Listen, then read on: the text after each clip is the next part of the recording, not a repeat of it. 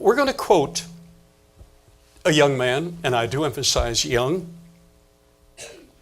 We're going to quote a young man who was influenced by the Piltdown man, by the scientific evidence that Piltdown man was in our lineage, and he was half ape, half man.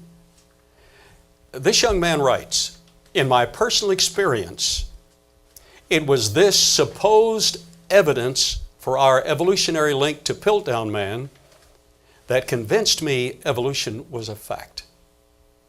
My Dublin high school biology teacher, did you ever hear of Dublin, Texas? It doesn't say, were you born in Dublin? Well, that's wonderful. But that might be Dublin, Ireland. But it's not.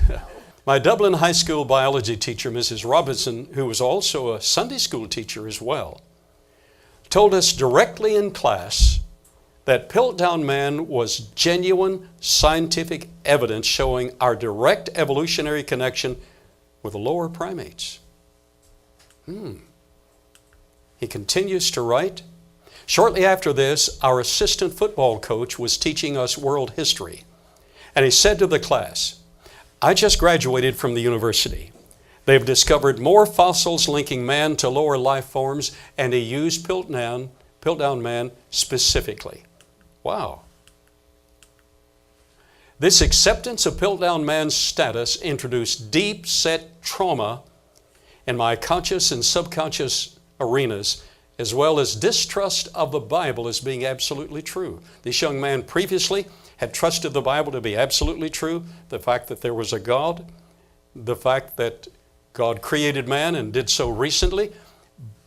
But the science teacher, who probably knew more than this man's pastor or Sunday school teacher scientifically, he thought, had said there was direct scientific evidence that Piltdown man showed our direct linkage. If Piltdown man was a scientific fact, God had lied to me, this young man wrote. So I slowly, progressively, and secretly began the adoption of evolution and atheism. If this misinformation could so influence me, it could affect anyone else in a similar manner. For this reason, my life has since been spent researching and broadcasting the truth about our origins. Have you ever met that young man? He's my wife's husband. Now, that's been a while ago, but that is how profoundly Piltdown affected me and essentially everyone else who would listen to that explanation.